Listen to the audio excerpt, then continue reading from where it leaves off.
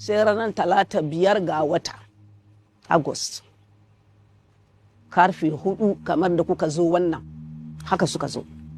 bindiga nan kaka muka ce daga ina an ce ai bindiga Boko Haram sun zo to mu ba mu san Boko Haram ba. Boko Haram kam ko yana gudu shiga ko yana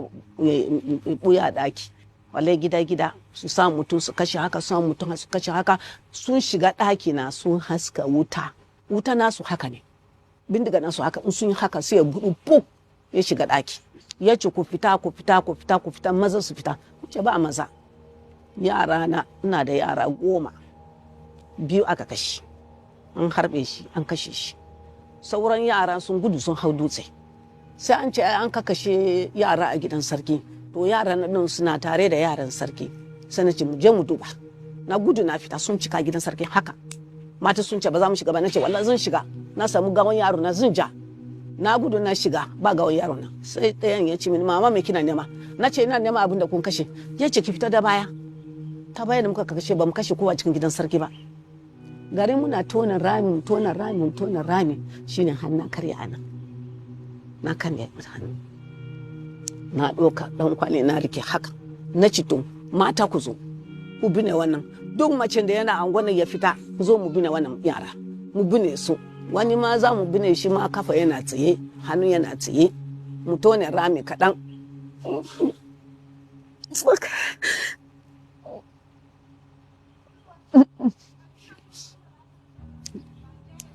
kai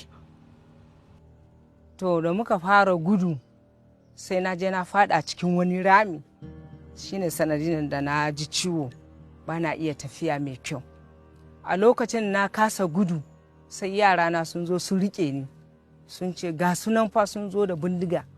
za su kashe mu sai na ce musu su din su gudu su bar ni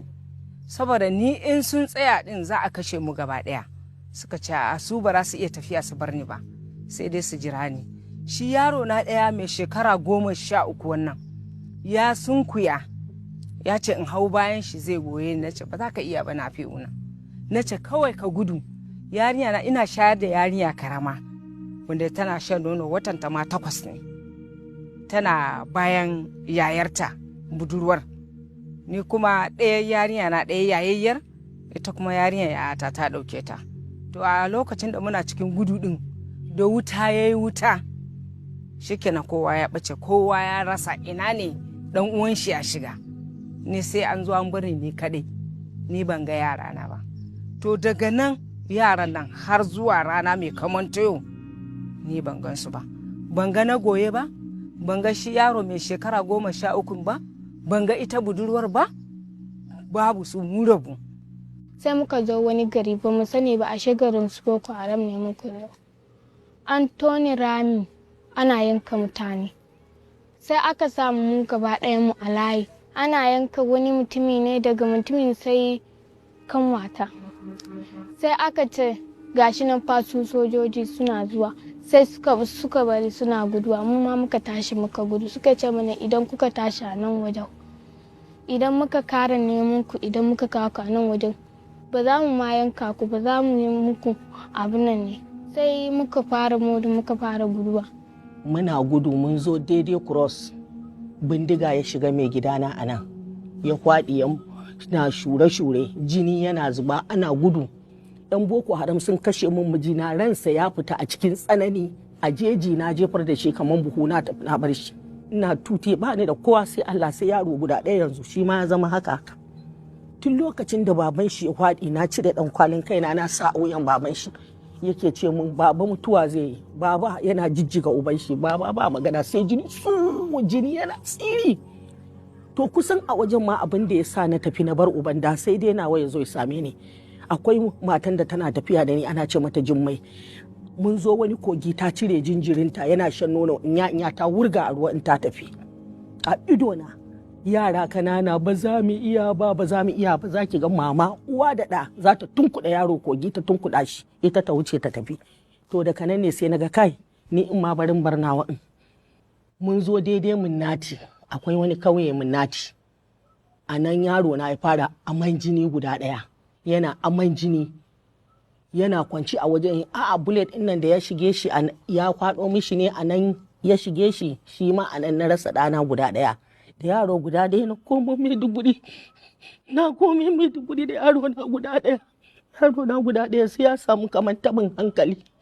shine kenan mun bar su mai gida na din mun bar shi a hanya muka dawo su kawo ne sai mun zo can din wai za mu yanka kai yanzu sai sun tona rami sun sa leda a ciki wai za a yanka ka sai babban su ya fita da ke cewa ku bar maman nan sai ku barta ku ɗaɗɗaure ta kawai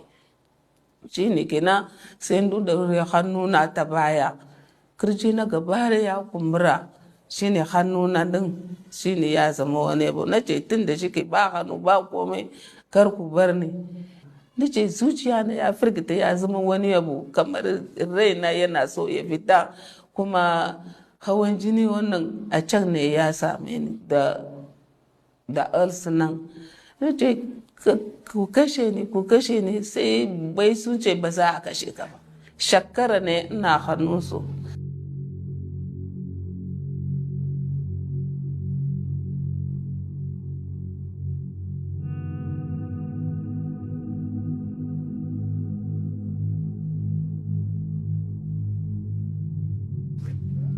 abin da ya faru a jeji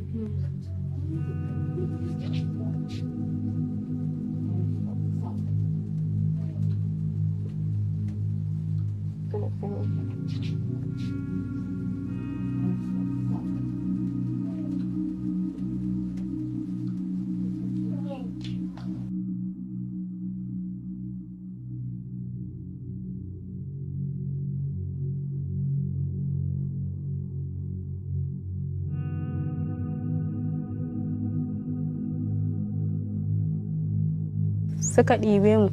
haka sai suka ce mu ɗora aure wannan mijin wancan sai suka faɗi haka sai suka ɗora aure sai suka kai mu cikin sambisa haka da suka kai mu sambisa ɗin kuma ba abinci sai 'ya'yan itatuwa suke kawo mana sai mu samu ci ko ruwa haka babu wata rana akwai ruwa wata rana in sun fitan suna ma babu haka muna zama da muka zauna kuma muna nan sai na samu ciki wannan da na samu kuma haifo ya kai ba asibiti ba komai haka Allah ya taimaka mana da makwabcin gidanmu na haifu kuma da na haifu din ma abincin ma babu rago ma ba a yanka ba in baka tafi karatun ba ma akwai za su dawo su yi maka bulala 10 da safe 10 da yamma kuma za a aje ka a wani daki a kulle ka haka sai ka yi sati ɗaya tukuna ba abinci ba ruwa ko irin jikinka ba lafiya in ka ce ba za ka iya ka tafi ba ma shi ma za a kai ka cikin wancan ɗaki ɗin sai ka yi sati tukunan ma kamun za a barka yadda suka sani wancan ɗaki ɗin so 13 ne na shiga na kalle Huzaifa da yake Allah ya bani Allah ne ya kaddara min kan ya zan yi dole zan yi godiya duka abin da Allah in ya dora mu sai godiya zan yi na yi za mu sata hanyar mu fita da yara na ɗin suka kama mu suka kulle mu a wani gida ina ta target da hanyar da zan yi samun mu fita da yara na ɗin babu muna nan a keɓe a hannunsu sun zamar da mu kamar bayi muna yi wa matansu aiki da sun ga ba zan yarda in aure su ɗin ba in suka kawo mutum da wai su ce ya yi laifi za su yanka kuma kana ji kana gani